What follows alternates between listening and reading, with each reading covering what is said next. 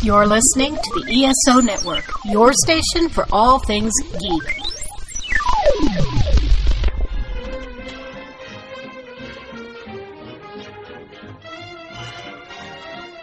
Hello, world, and welcome to Tales from Hollywoodland, a veritable feast of movies, television, Broadway, showbiz stories, and even a little bit of news and gossip with Julian Schlossberg, Arthur E. Friedman, and Stephen J. Rubin.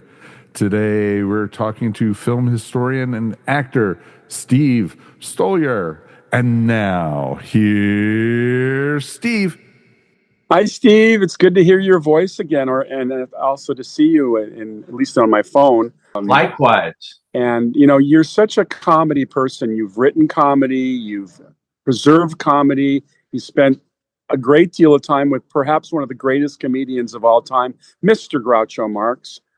I have to start off the conversation by asking you the state of comedy in America today, because, as you know, my writing partner, Billy Reback, and I are always trying to get comedies out there. But we find that comedy has changed. How do you see the world of comedy today? Well, I do hate, loathe, and despise political correctness.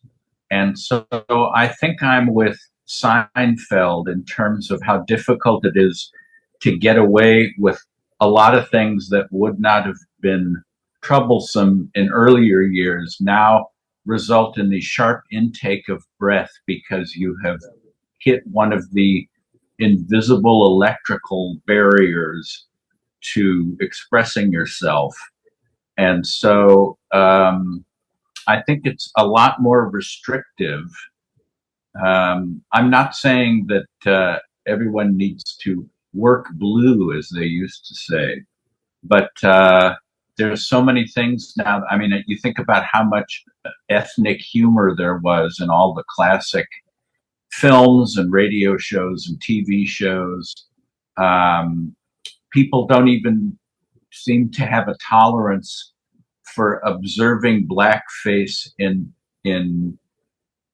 the context of the times.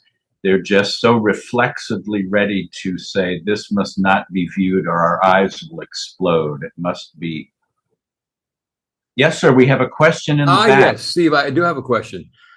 Somewhere along yesterday, something jumped up on my YouTube, and it was Don Rickles doing the opening from a Saturday Night Live, my guess is late 70s, maybe early 80s. And it was hysterical, but it was everything. He just rolled it all out at once. How does he do today? Does that work today? Could he even do it? I don't think he could today. I think he got, it's because he got a running start on being defined with that style of comedy that people let him get away with it. But nobody starting out now would ever study his material and then go to a club and try it out that night to see what happens, or find a black guy and pretend you've been stuck in the neck with a spear and look at an Irishman and wonder why he's still sober after 3 minutes in the bar, and a Jewish guy looking, where's my wallet? And you couldn't, he would just, someone starting out like that would just be shut down immediately, canceled. I agree, but in this piece, Steve, in this piece on Saturday Night Live, he did everything. He had Swiss, Puerto Ricans, you name it, Italians, Irish, yes. He did it all, and it was hysterical. But I guess you're right. I don't know that he can do it today. Well, could. And it was as if at the end of his massacre, he would say, I kid because I love. That's right. And it's all about love, and I love everyone. And that's supposed to negate any hurt feelings about teasing a fat man or an old woman or whatever ethnicity you plug into the equation. No, I don't. It's tough enough with Groucho. I find myself having to defend him. I mean, if I choose, I could just ignore people that question, don't people realize how he would hurt feelings by insulting them? And this whole thing about the alleged Groucho T.S. Eliot feud it's been filtered through the prism of taking things literally, which you should not do with Groucho. And people would look at like one of his letters to Eliot where he would, poke fun at him, and people would say, maybe it was Eliot's anti-Semitism that caused Groucho to lash out like that. And it's like people, they admired each other enormously. Each was flattered that the other answered his letters, and they loved the few times they were able to get together. But now, just in the cold light of not hearing the delivery and not understanding the context, people look at the words they exchange and think, wow, this is pretty rough stuff. And you bet your life Groucho would look at women in tight sweaters and make comments about them and wiggle his eyebrows. And, with today's tastes, that would be considered offensive and sexist and all those other things. And it's really hard to, once someone has been indoctrinated like that, it's hard for me to convince them to try to view it as a TV viewer in the 50s or a moviegoer in the 30s. I wanted to ask you, Steve, you're a college student and you love Animal Crackers, a Groucho film that Universal ends up owning through Paramount in one of the dopiest deals ever made. But let's talk in terms of what you do with Animal Crackers, and does that lead you to Groucho? Yes. Okay. Thank you for that. Thank you for that answer. That was very succinct. People give roundabout answers to so many things. I thought I would just pretend that I'm giving a deposition where it's just yes, no, I don't recall. You did beautifully. Thank you. Oh gosh, how do I encapsulate this? Animal Crackers, when I was growing up, Animal Crackers was the great lost Marx Brothers film. They only made 12 or 13, but that was the one that got away. And my friends and I weren't sure why that was, but it was not included with the Paramount package that would cycle through on television, where they would have that triangular shield that says MCA TV release, and I would want to rush over with a Marx-a-lot and turn A into an, because MCA. And I later learned that it was because the rights to the film had expired while it was under Paramount's aegis, and had reverted back to the authors and composers of the play, George Kaufman, Maury Riskind, Harry Ruby, Bert Kalmar.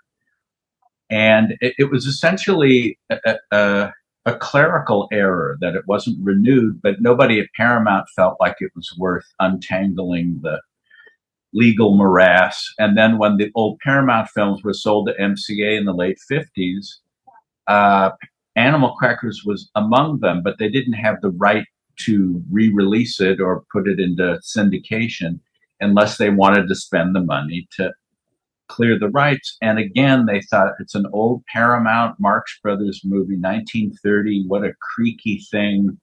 We got plenty of the movies we can show. We don't need to spend money on that one.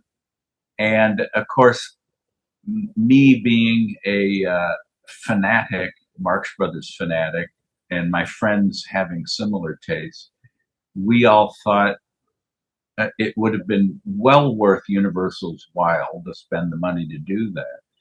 And there was a bootleg copy of it playing at a theater in Orange County in December of '73, when there was the first of several gasoline shortages.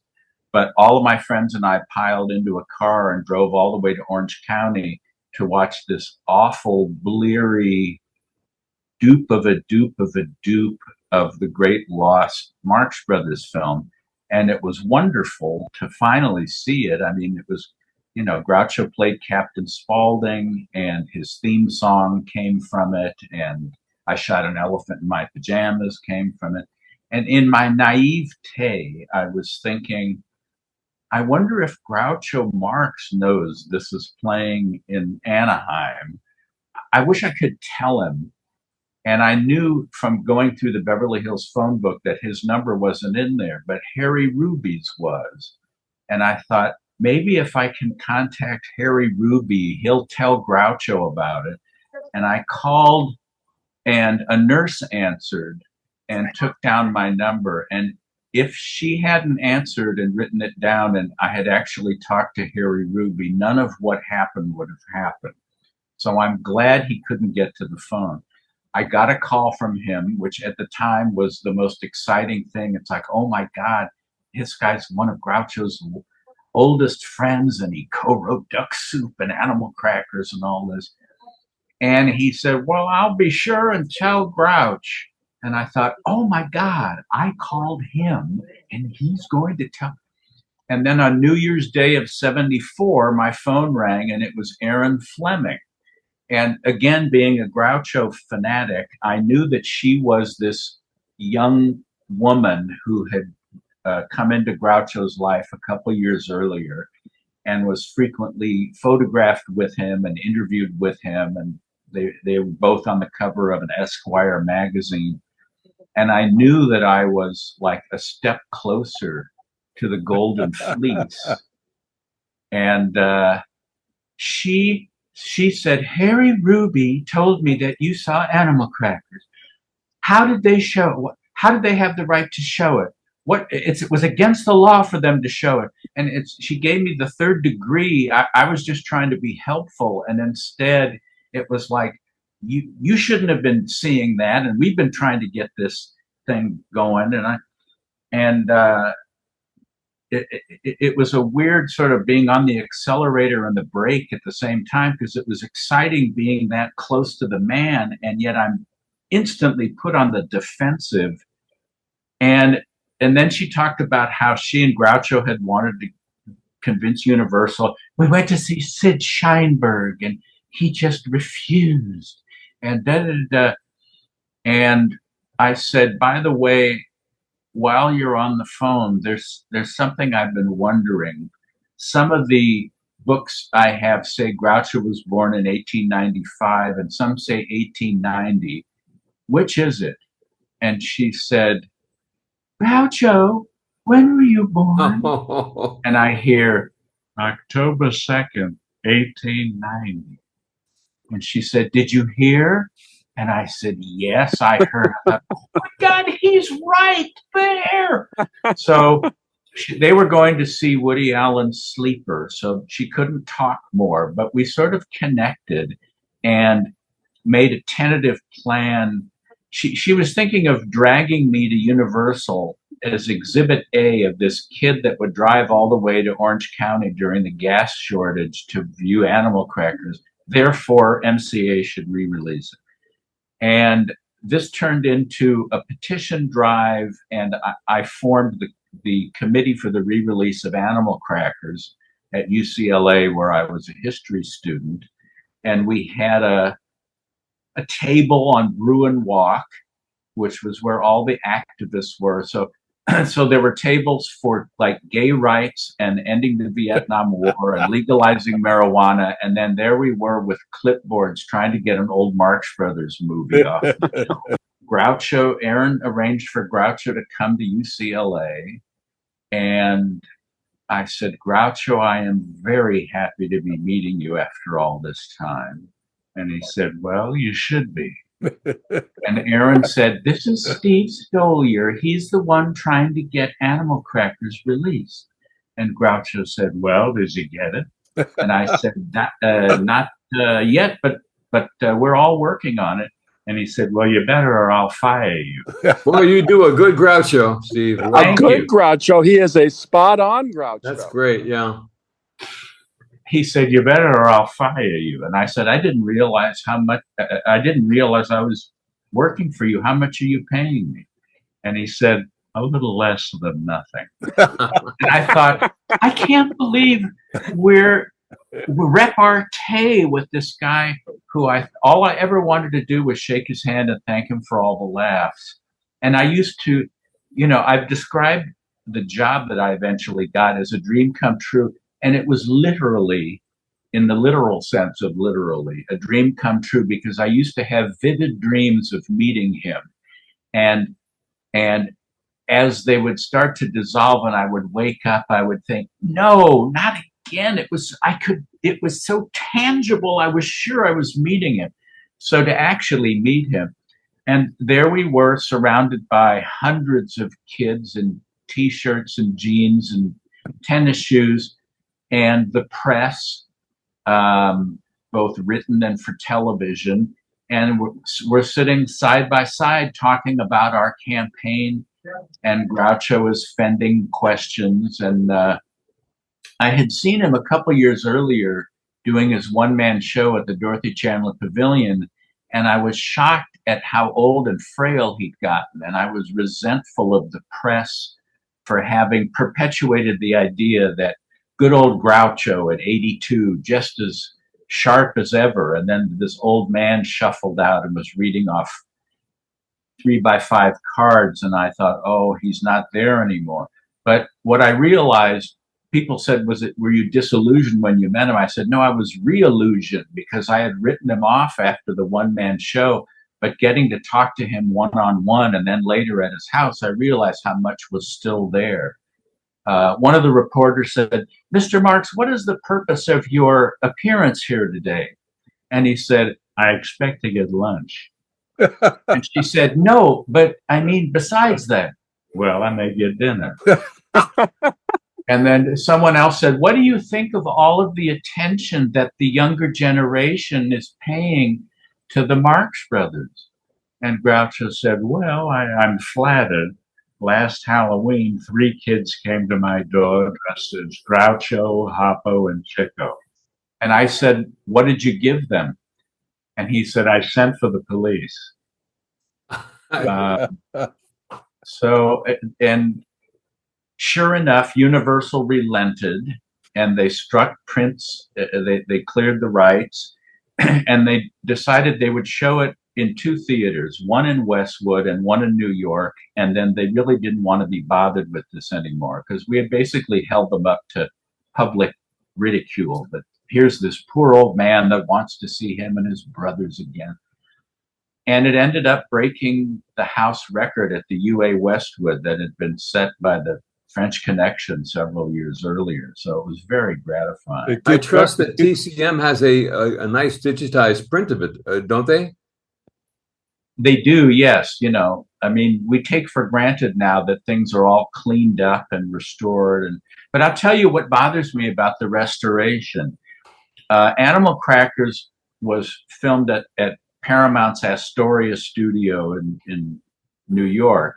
And they didn't have boom microphones then. They had stationary mics. So you had to be near the microphone to pick up your voice.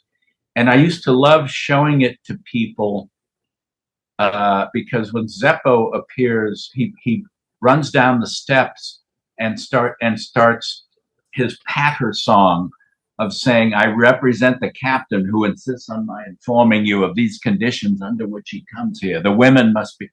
And I would say that's because of the microphone. But now that it has been, quote, digitally restored, some 22-year-old guy at a computer monitor decided, there's a dropout of the audio there. I can fix that. I can chunk it. And now the levels are all, and it destroys the charm of the, the stationary mic. But it's wonderful that, it's so easy to see these films now. Because when I was a kid, I know you all understand that, but anyone under 60 or so doesn't understand that growing up in the 60s and the early 70s, if you wanted to see an old movie, you got TV Guide and you read through it. And if Lives of a Bengal Lancer with Gary Cooper was on at 2:18 a.m. on Channel 5, you circled that and you willed yourself to stay awake past Carson past the Tomorrow Show into the netherworld of Cal Worthington car commercials, and then you saw the movie. But now, I mean, between first there was American Movie Classics, and now TCM, and of course video and digital and streaming, and now you mention a movie to someone and they pull something out of their pocket and punch a few buttons and they're watching it. And what we would have given if it had been that easy to cross movies off the list that you always wanted to see, but it had the cycle. Steve, the name Aaron Fleming comes up a lot. Obviously, she became his close companion. What was her background before she was introduced to Groucho? Was she an actress? She was a Canadian actress, primarily on the stage. She had done a little bit of film work and television work, but was mostly trying to establish herself. And she was in the office of a writer-producer named Jerry Davis, who I later got to know and who was just a great, colorful fellow. He was essentially the model for Jack Lemmon's character in Tribute. And he was just a really colorful fellow. And Aaron was in his office because he was producing The Odd Couple for TV. And Groucho happened to call Jerry Davis. And Jerry said, I can't really talk right now. I have this actress, Erin Fleming. And Groucho said, Fleming was the last name of all the girls that Harpo ever dated. And Groucho was looking for a secretary.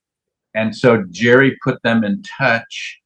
And Aaron at the time thought, well, this isn't really the gig that I was hoping for, but maybe I can hitch my wagon to his star. And cutting to the end, here is a postscript that Jerry Davis told a friend of mine. Introducing Aaron to Groucho was one of the biggest regrets of my life. Mm-hmm. So there was, shall we say, a dark side to their relationship that split his friends and family neatly down the middle. And I was caught in the midst of, because I was hired. Aaron was the one that hired me. I will always be grateful to her for that, because I had several summer jobs fall through in 74 and thought I got nothing to lose. So I called and said, is there anything at all you think she said, well, we need someone to handle his fan mail and organize all of his memorabilia. And I thought, oh, please, please, please. And she hired me, and I got to work in his house the last 3 years of his life, being treated as, not as the help, but as a member of the household. And I'll never begrudge her that. But I also got to see how abusive she could be, how mercurial, door slamming, screaming. She was later diagnosed as paranoid schizophrenic, and also took recreational drugs in addition to prescription medication. And she didn't run cool and warm. She ran white hot and freezing. And you could never quite tell. There'd be something you'd think was innocuous, and she'd just throw a shit fit and be just like Cruella de Vil. What was that like for Groucho, Steve? One of the themes of the book I wrote about all of this, Raised Eyebrows, My Years Inside Groucho's House, is that, as Andre Gide said, the color of truth is gray. And as I've gotten older and grayer, I found that to be repeatedly true, because people are rarely all villainous or all heroic. And Groucho was sort of infatuated with her. He was flattered that she was so devoted to him. I never talked to anyone that really felt there was any kind of physical romantic relationship, but he loved that she doted on him. And, it's a common, unfortunately, all too common scenario where a formerly strong man gets enamored of an ambitious younger woman who alienates the friends and family. So she would scream at him and call him a stupid, senile son of a bitch, which just was like sticking a needle through my heart. And his blood pressure would get dangerously high. Sometimes he would cry and want to know what he could do to get back in her good graces. But, those of us in the household thought it could be like a drug addict where trying to remove Aaron from Groucho could be more deleterious than letting her continue the way she was. And if you had asked Groucho, he would have said, I want Aaron here. I enjoy having her around. So it was a very delicate, it's very difficult for me. I was, 20 and had grown up in a household where nobody raised their voice or used four-letter words, or there was no drinking or drug abuse or anything like that. And I'm just sort of dropped into this petri dish and asked to thrive or perish. And so the other people at the house, the maid, the cook, and other people, we would all meet and kind of talk about what's been going on. And we actually did try to overthrow her and substitute a younger, attractive one of his nurses, because we thought he'd still have the arm candy, but he'd have someone that had his physical, considerations at the forefront. And Steve, excuse me, I got friendly. I was very friendly with Milton Berle later in his life. And I kind of know what you're talking about. I'll leave it at that. I will leave it at that. Yeah, as I say, it happened with John Barrymore. It happened with Bela Lugosi. It happened with... it may have even happened to Frank Sinatra. At least the girls think so, the daughters. And then, there was also Casey Kasem. Casey Kasem. It's about a little dog named Snuggles. Was she ever, Steve, was she ever accused of any fiscal improprieties in terms of his money? Fiscal. I thought you said physical. Well, let's get into both physical and fiscal. Fiscal. Well, physical. I never saw her hit him, but she would threaten him. You better get going or I'll slap you all the way to Pittsburgh, she said once. I saw her throw a wadded up cloth napkin at him. But the thing is, if you know anything about psychology,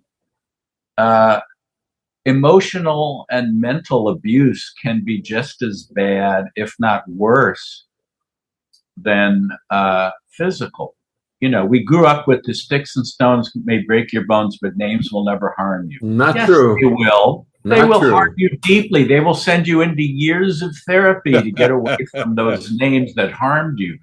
So, as I say, she would cause his blood pressure to go up. And, he had a cook, Martha, who was really wonderful. She was with him since You Bet Your Life, which I thought was just, wow, what an amazing thing she was able to witness all these years with him.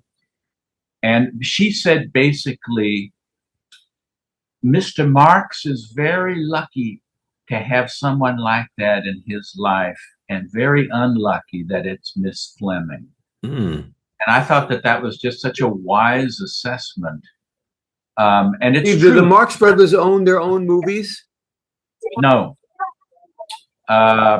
Paramount were the first 5 films were Paramount, which was sold to Universal, and then the next batch were MGM, which retained the rights. Groucho had a half interest in You Bet Your Life, so he made money. I'm sorry, I didn't mean it. Come back. Yes, he owned all the... well, we've lost him. I owned A Night in Casablanca for many years. I brought the negative. Yes. Yep. So that was the last Marx Brothers movie that they made together without cameos, as you know. Yeah. And that would have been a decent swan song if they hadn't made love happy. Yeah. Steve, the comedians in the latter part of Groucho's life, did Groucho ever talk about certain comedians that he enjoyed? For instance, was he a Woody Allen loved fan? Woody Allen. He Okay. loved Woody Allen. He loved Dick Cavett. And he had a sort of avuncular interest in both of their careers and would advise them give them feedback on appearances that he saw and encouragement. He never got to see Saturday Night Live because it was on past his bedtime. So I don't know how he would have responded to that. He liked All in the Family. He didn't like the Mary Tyler Moore Show and basically said she wasn't my cup of tea, is the way he phrased that. But he always remained interested in what was happening in comedy. And basically, he turned his peers on to Woody Allen. Because when they would start with, nobody's funny anymore, it isn't like when we were making... And Groucho would say, well, there's this young fellow from New York who's doing some fine work, and you really should check him out. And so he was able to win them over because of his stamp of approval. To your knowledge, did they ever meet? Who? Woody and Groucho. Yes, I've never seen a photo of the two of them together, but when Groucho would go to New York, they would connect. And Woody basically said, he said it was basically like having lunch with a funny uncle. He wasn't starstruck. Dick Cavett he never stopped being starstruck. Cavett never stopped being that kid from Nebraska who's thinking, I can't believe they're paying me money to talk to Fred Astaire. But Woody didn't get fazed by that, but it was like, if the quality of the conversation is worthwhile, then that's fine, but not because it's a famous person. So he just said it sort of like having a funny uncle. And but they weren't often on the same coast, unfortunately. I'm interested in talking about You Bet Your Life, if we can, Steve. A lot of people seem to be shocked when they found out that there were writers on You Bet Your Life. They somehow thought that Groucho just knocked off these bon mots anytime. Can we talk a little bit about that, please? Well, yeah, and it was also a shock to the writers. After the show folded, they would try to get another gig, and they would say, well, what did you do most recently? I was a writer on You Bet Your Life. Well, what do you mean you were a writer? You wrote down, which mountain gets the most rainfall in Peru? No, I mean, and they had trouble getting gigs because people didn't. This is another case where the color of truth is gray, because first of all, there's the whole concept of comedians have writers, and you get people that are disappointed. It's like, you mean Johnny Carson didn't come out each night and just start talking about things that occurred to him in politics that day? Or Bob Hope didn't just come out and start talking for 20 minutes. So the idea that because they had writers, they were lesser wits there's a big flaw there. It was said that Bob Hope had the cue cards on his honeymoon night. Well, you see, that's unfair too. And all right, so I'm dropping Cavett's name again. He and I became good friends through Groucho, and he wrote the introduction to my book, and we've remained good friends. But he was telling me about when Cavett was on the writing staff of the Merv Griffin show. Again, wondering, what does a writer do on the Merv Griffin? He said there was one night when Maurice Chevalier and Bob Hope were the guests. So Cavett, again, being that kid from Nebraska, thought, I'm going to hang around the green room because I want to know what Maurice Chevalier and Bob Hope talk about.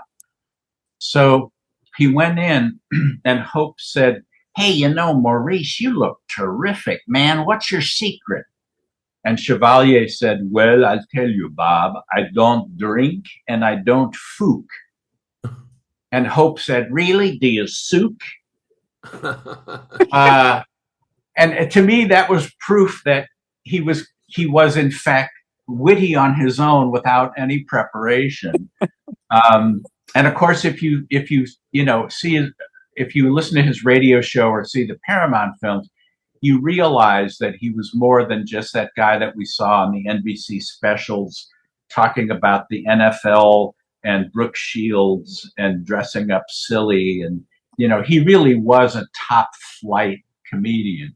You Bet Your Life had writers, and the staff would interview the contestants before the show and would write down suggested things for Groucho to say. And they would say, "Oh, if he asks you if you have any hobbies, give that answer the same way you gave it."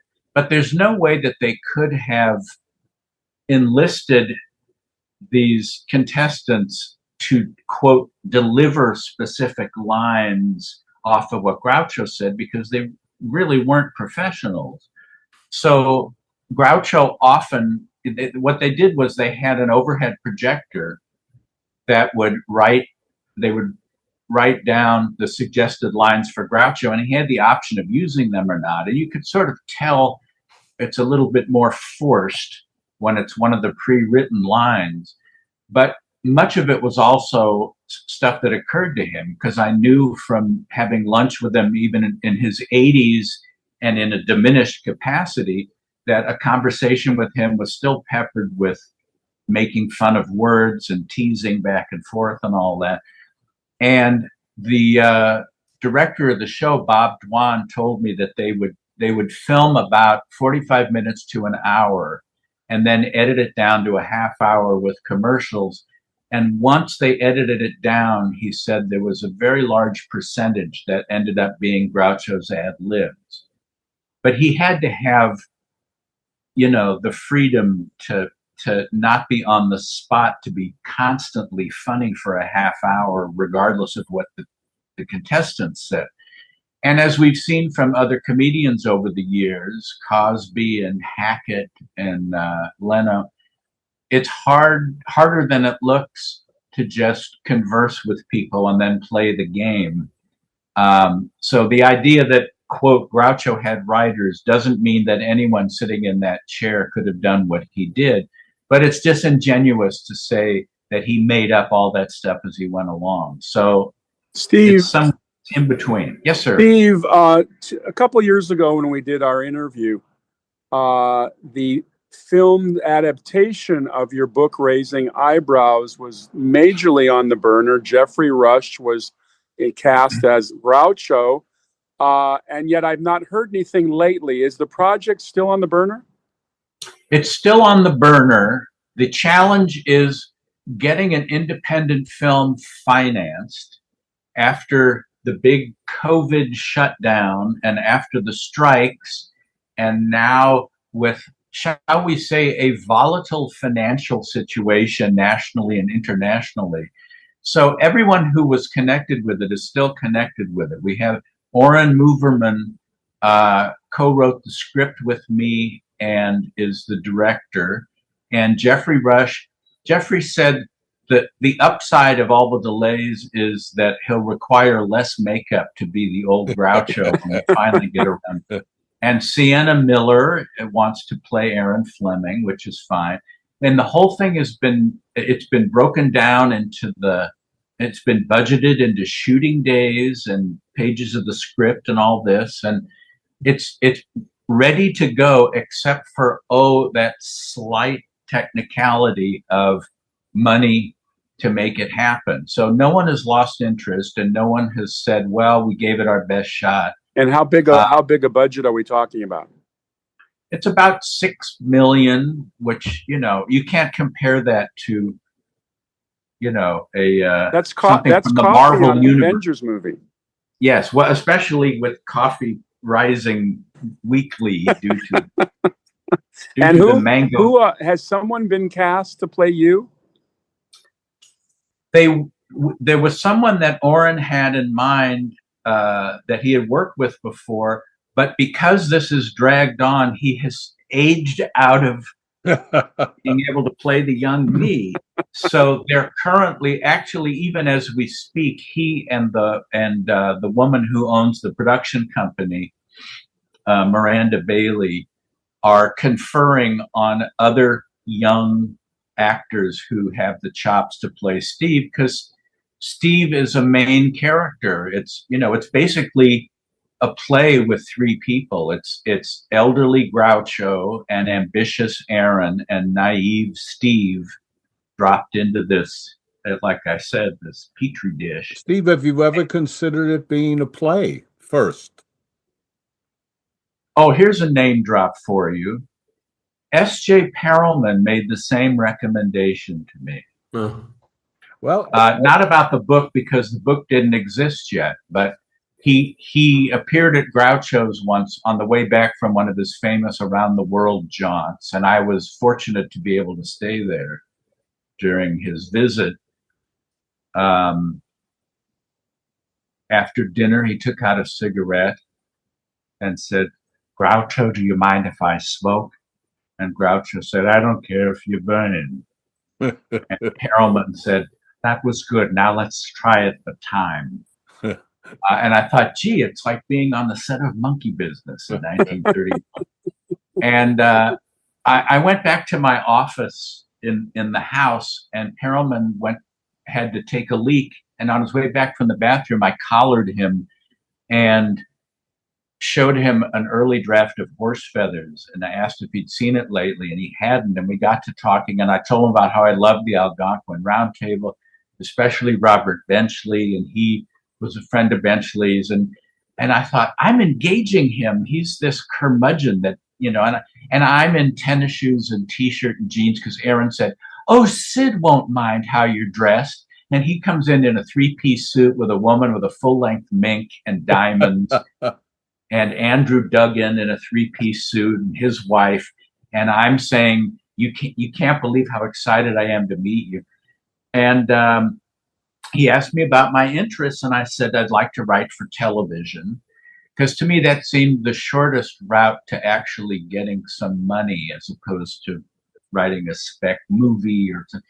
And he recommended writing a play, because in the theater it's the writer that has more control than either of those other, which is true. In movies it's the director, and in television it's the producer. But I've never had much faith in the time and effort that would go into writing a play and trying to get that on its feet. But it occurred to me that the film was very play-like early on. It's almost all takes place inside Groucho's house, mixing and matching the people who came and went and the household staff. But it's essentially those three characters. But I really wouldn't know.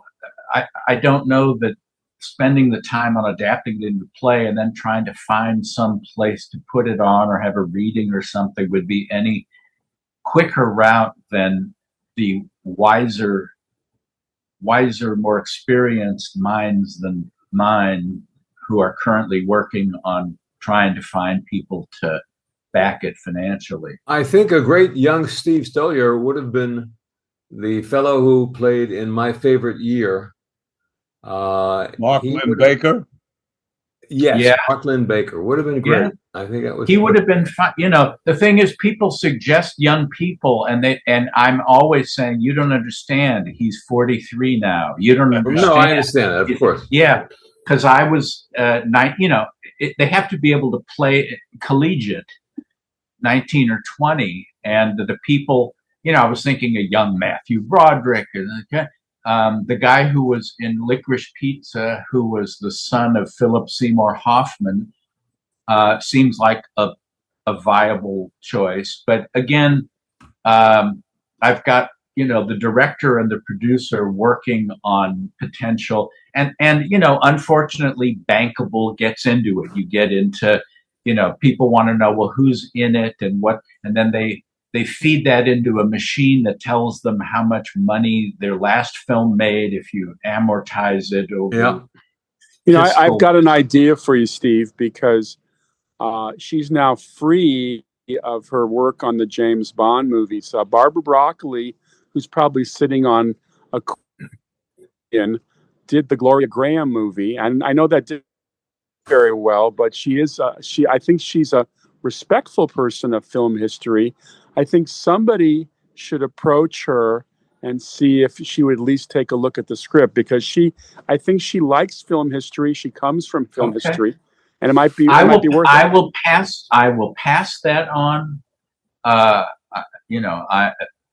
look for any and all possibilities for someone, because I do, of course, run into people who say, well, Groucho's not really that hot right now.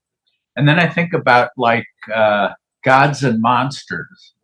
And I think about pitching that and, going in and saying, well, so what's it about? It's about James Whale. Who?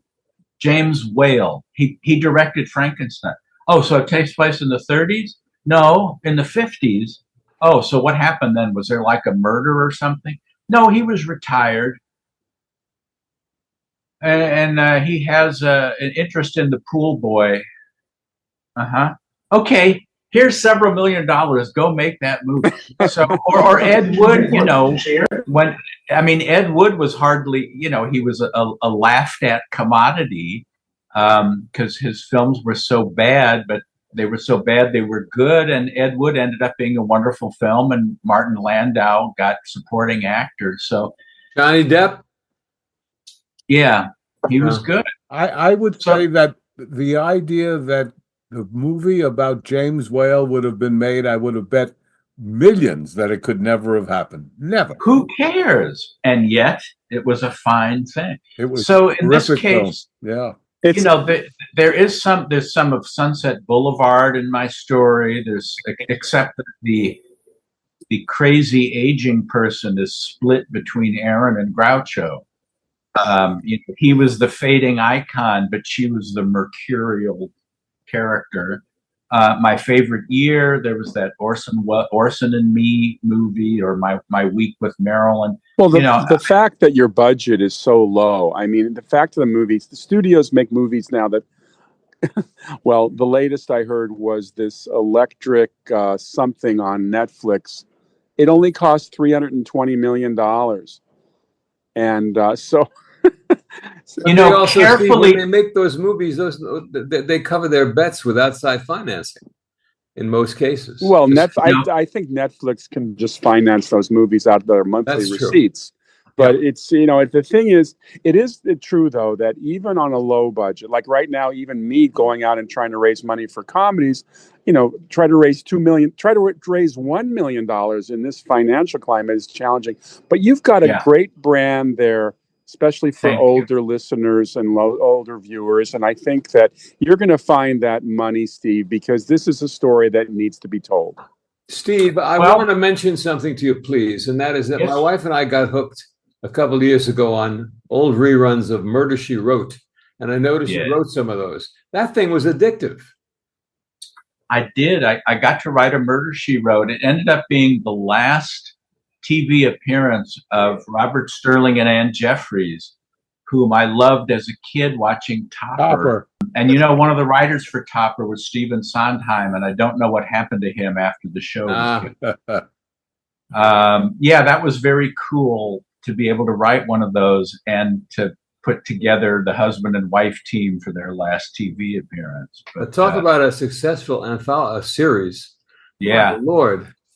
I knew Peter Fisher from when I was after Groucho died, I became a production secretary at Universal, initially in the steno pool, typing scripts from 11 to 8 every day, pushing Kojaks, Berettas, Columbos, Rockford Files through my Selectric 2. And I just loved wandering around the studio. I couldn't understand the other people who worked there that just would punch in and then punch out for their lunch hour and punch out and go home. To me, it's like it's like, wow, this is where this was shot, and who's here today. And I got to meet Lauren Bacall on the set of Rockford Files and Fred Astaire on the set of Battlestar Galactica, of all the unlikely combinations. And just to go and look at the stage where Cheney Sr. shot Phantom of the Opera, and it still had the balcony seats. I loved that. I used to see Hitchcock being driven in. He had a dark green Lincoln Continental, and he would be in the back of that, unmistakable. I don't remember how I got to talking about, Murder, She Wrote. So I knew Peter from when I was a production secretary, and then Dick Cavett hired me to write for him in New York in '82. And then when I came back to LA, I sort of left LA, a production secretary, and arrived at JFK, this writer from LA that Dick Cavett wanted. And so then with some credits under my belt, when I came back, Peter let me pitch stories for Murder, She Wrote, and one of them caught his ear. And so I'm very proud of it. And also it ended up being the one, I wrote for a number of episodic shows, Simon and Simon and the new KRP in Cincinnati and Sliders. It ended up being the one that was least rewritten and least tinkered with. You know, if you've ever dealt with television, you often end up with a script that has your name on the front, but it might as well be the dust jacket to a different book by the time the staff finishes with it. In the case of the Murder, She Wrote, much of what I wrote made it all the way through to the end. So thanks for mentioning Steve, that. we're coming to the end of the show, but before we go, I wanted to ask you about what are you working on these days? I know you're obviously trying to get the movie launched, but are you involved in any other writing projects? I'm working on with a guy named Tom Hensley, who was Neil Diamond's keyboardist for 40 years, and has remarkable stories about touring behind the scenes, but also as a session keyboardist in the 60s and 70s. And he has great stories about Phil Spector and John Lennon and touring with various personages. And so because I had done something similar with a TV director named Howard Storm. We co-wrote a book called The Imperfect Storm. Howie Storm. Yes, Howie. He's 93 and has all of his marbles. Boy, did he do a lot of stuff. Wow. He did, yeah. And he was a stand-up in the late 50s and early 60s. He has so many stories about the mobbed up clubs and all this. And, you know, he was this little Jew. He still is, but even when he was younger, he was this little Jew. But he came from a tough side of New York where there were these Jewish gangs. And so many of his stories end up with him saying, if you touch me again, I'm going to knock you down and kick you until you stop moving. And it was sort of like, it's astonishing that he was not stabbed to death at a very early age, because he was just fearless, standing up to all sorts of people. His father was involved with Murder Incorporated, and one of his uncle was rubbed out by the mob. All this, I mean, it was really colorful stuff. So likewise, I mean, Tom Hensley doesn't have those life or death stories, except, of course, when you talk about Phil Spector. But that's what I'm working on. And yes, trying to get the movie off the ground. And if we want to pay our respects to Groucho, where is he placed in terms of cemeteries? Is he in LA or New York? He is where my parents are. Oh. He was cremated and they weren't, but it's the same. It's Eden Memorial Park in the north. It's like the North San Fernando Valley, like Granada Hills. Right. I know. And there's just a little plaque that says Groucho 1890 to 1977. You know, for all the talk about epitaphs and what does it say and what did he think, and it's just very simple. I think because by the time he died, you know, there were the two warring factions of his son Arthur and his people, and Aaron and her people, and it was just there was no ceremony, there was no it was very little hoopla. He was But in the cream. in the history of show business, there probably hasn't been a dozen celebrities, if you will, who came out as this unique something that was bigger than life, and he was one of them. I'm not going to disagree with you. Yeah, he Steve, was though. does it say Julius, or does it say Groucho, or it say both on the plot? Groucho Marx. Groucho And Marx. people have asked, what did they call each other by their real names? And no, they called each other Groucho, Harpo, Chico, Zeppo. Oh, really? Yeah. And George Jessel used to make such a big deal out of saying, I never refer to him as Groucho. I always refer to him as Julius because that was his real name. And so Julius here. And I would think, why was it good enough for Harpo to call him Groucho, but you have to boast that you'll call him by his real name? I mean, he signed his checks, Groucho Marx, his driver's license.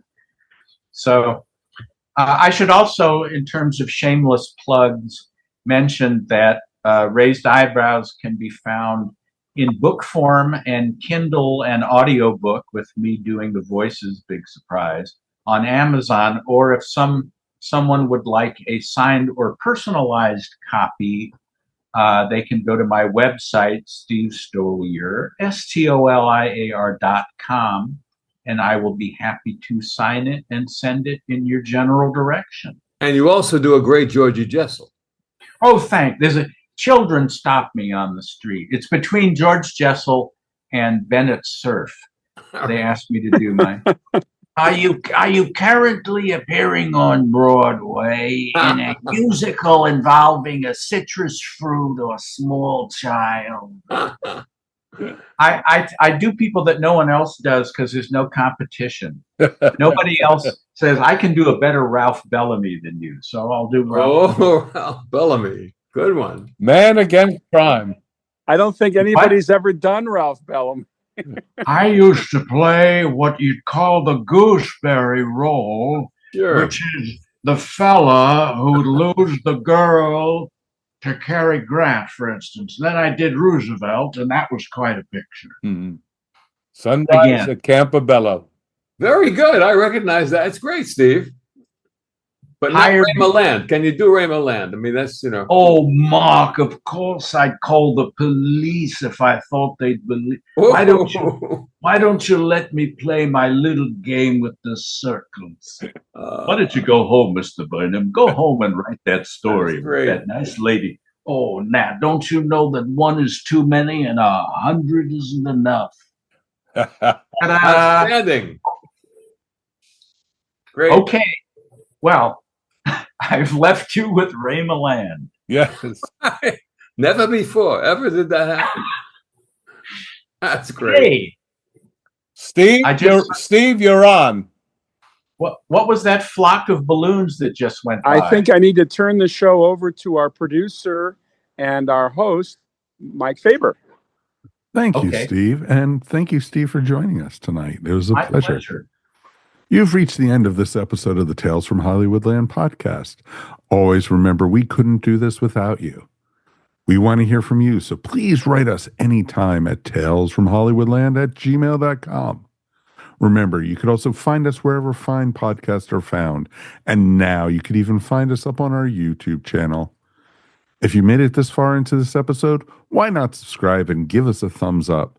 Or if you're listening, please give us 5 stars.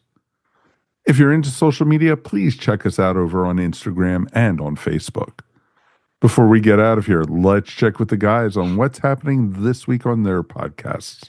Julian, who are we talking to this week? This week is the beautiful and talented Lainey Kazan, who co-starred in My Big Fat Greek Wedding, the first and second ones, stood by for Barbara Streisand, then took over the funny girl role, then did the national tour, and on top of that, 26 shows with Dean Martin. So she's had quite a career, been around a long time, and very forthcoming.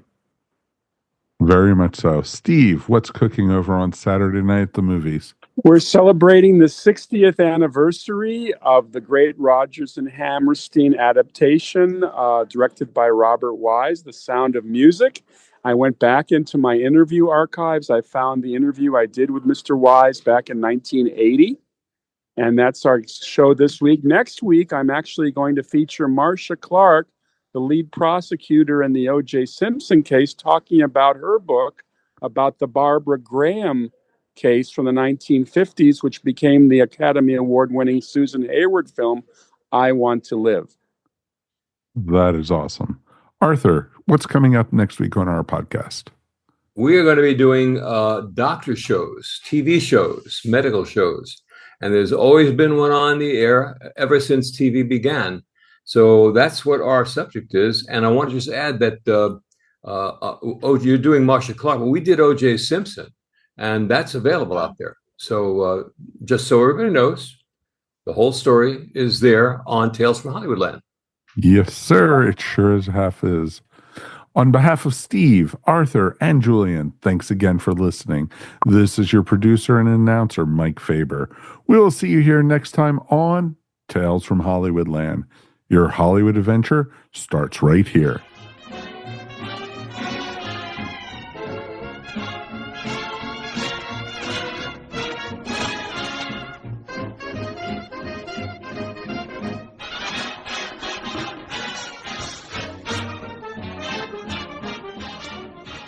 Hi, I'm Joe Heath. I'm Tony Heath. And we host the Watchathon or Rassalon, a podcast where we're watching through all of classic Doctor Who. Nope, we've already done that. We did? Well, then now what do we do? What do we two do? We review New Who. Ooh, we too review New Who? We do, just for you. Who? Not you, them, the listeners of the podcast. Ah. The Watchathon of Rassalon. Now we review New Who too. Woohoo! This has been a broadcast of the ESO Network.